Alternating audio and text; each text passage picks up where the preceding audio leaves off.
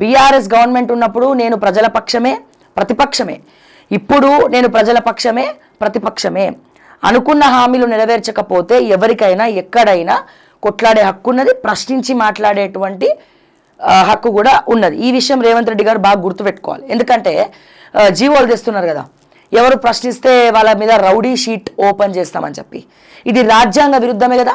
ప్రతిసారి రాజ్యాంగం రాజ్యాంగం అని చెప్పి రాజ్యాంగాన్ని కాపాడమే మా కాంగ్రెస్ పార్టీ హక్కు అని మాట్లాడేటువంటి కాంగ్రెస్ పెద్దలు, ఏఐసిసి పెద్దలు, కాంగ్రెస్ మూలాలు, ఇది ప్రజాస్వామ్య హితమే కాంగ్రెస్ అని చెప్పి మాట్లాడేవాళ్ళు ప్రతిసారి నేషనల్ లెవెల్లో కేంద్ర ప్రభుత్వాన్ని బీజేపీ ప్రజాస్వామ్యంతో వ్యవహరించట్లేదు, బ్లాక్మెయిల్ రాజకీయాలు చేస్తుందని చెప్పి ఒక పక్క రాహుల్ గాంధీ మాట్లాడుతూ ఉంటే, మరో పక్క రాష్ట్రంలో ప్రశ్నించే వాళ్ళకు రౌడీ షీట్లు ఓపెన్ చేస్తామంటే ఎవడు కూడా బరాబర్ చూస్తూ ఊరుకోరు. ఇది ఇట్లాంటి ఒక ఆంక్షలు నేపాల్లో పెట్టిన తర్వాత నేపాల్ పరిస్థితి ఏమైందో చూసినాం.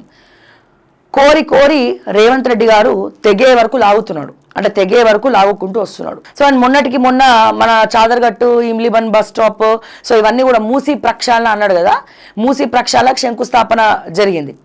దానికంటే ముందు అవన్నీ కూడా మునిగిపోయినాయి. కావాలనే అక్కడ నీళ్ళు వచ్చేలాగా చేశారు అని చెప్పి విశ్వసనీయ వర్గాల సమాచారం.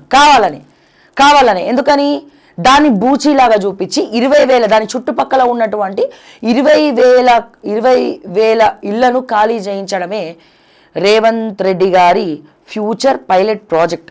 సో ఇప్పుడు ఏం చెప్తాడో చూసినావా, చాదర్గఢ్ దగ్గర మొత్తము మునిగిపోయింది, ఇమ్లిబన్ బస్ స్టాప్ మునిగిపోయింది, చెరువు అయింది, తర్వాత 20,000 ఇళ్లకు నీళ్ళు వచ్చేస్తాయని చెప్పి. సో దీని గురించే బతుకమ్మ కుంటను కూడా, బతుకమ్మ కుంట హైడ్రా ఆధ్వర్యంలో చాలా అద్భుతంగా చేసినారు, దానికి చాలా సంతోషం. అందుకే ఈ బతుకమ్మ కుంటకు కూడా అనేక రకమైనటువంటి అడ్వర్టైజ్మెంట్ తీసుకొచ్చినారు, అంటే ప్రమోషన్, దాని ఒక బ్రాండింగ్ చేసి అక్కడ బతుకమ్మ ఆడి ఎవరైతే మిస్ వరల్డ్స్ ఉన్నారో వాళ్ళ విషయంలో కాంట్రవర్సీ అయిందో ఆ మిస్ వరల్డ్స్నే గెస్ట్గా కొంతమందిని పిలిచినారు. మీరు చూసారు మొన్న లైవ్ కూడా. సో ఆ బతుకమ్మను అంతా హైలైట్ చేశాడు. ఎందుకని? ఈ మూసి ప్రక్షాళన కోసం. మరి చూసిరా, చెరువులు ప్రక్షాళన చేస్తే ఎట్లా ఉంది, బతుకమ్మ కుంటలా ఉంటుంది. అదే ఇమ్లిబన్లో కావాలని నీళ్ళు వదిలితే మొత్తం అన్నీ మునిగిపోతూ ఉంటే, కావాలనే చేస్తూ ఉంటే, మరి ఇక్కడ ఇమ్లిబన్ బస్ స్టాప్ చాదర్గట్ట అంతా మునిగిపోయింది. సో అందుకే మేము కూడా కావాలనే ఈ పని చేస్తున్నాం, అందుకే 20,000 ఇల్లు ఇక్కడ ఖాళీ చేయాలి అని చెప్పి ఎవడి చేతికి మట్టంటకుండా సాఫీగా ఒక గేమ్ ప్లే చేస్తూ ఉన్నారు. సరే, ఏదేమైనప్పటికీ ఎప్పటికైనా నిజ నిర్ధారణ జరుగుతుంది, నిజం నిరూపితం అవుతుంది.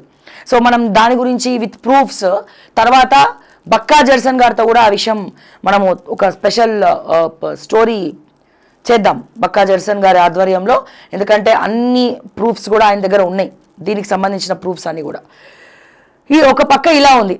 సో వీళ్ళు ఈ రకమైనటువంటి ప్రమోషన్, బతుకమ్మని కూడా బతుకమ్మ కుంట దగ్గర ప్రమోట్ చేయడము, ప్రపంచ స్థాయి వాళ్ళని గెస్టులుగా పిలవడము, అదే సమయానికి ఇక్కడ మొత్తం ఇమ్లిబన్ బస్ స్టాప్లో నీళ్ళు వచ్చేయడం, నీట మునిగిపోవడము. సో చుట్టుపక్కల అదే పరిధిలో, అంటే మీకు తెలిసినట్టయితే అంబర్పేట, ఈ చాదర్గట్టు కొంచెం అన్నిట్లా ఒకదానికోటి లింకప్ అయి ఉంటాయి, కొంచెం మీ అందరు కూడా తెలిసిందే.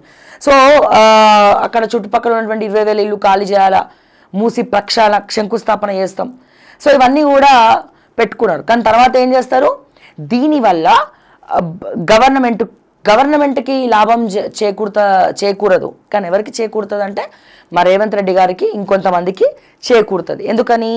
సో లక్ష వేలు అంటే ఎట్లా చెప్పాలి మీకు, దానికి పైన విస్తీర్ణంలో కమర్షియల్ కాంప్లెక్స్లు కట్టి దాంట్లో, అంటే మీరు చూడండి ఎక్కడెక్కడైతే మూసి ఉందో దాని చుట్టుపక్కల మొత్తం కూడా కట్టుకుంటూ వచ్చి దాన్ని నీట్గా ఆర్గనైజ్ చేసుకుంటూ వస్తే ఆ ల్యాండ్స్ వల్ల ఎవరికి అమ్ముతారు, అమ్మే దాంట్లో ఎవరు బెనిఫిట్స్ పొందుతారు, ఇదంతా కూడా ప్రత్యేకమైనటువంటి సబ్జెక్ట్. సో దీన్ని లోతుగా మాట్లాడాలా, ఒక స్పెషల్ స్టోరీలో మనం ఇవన్నీ కూడా తెలుసుకుందాం.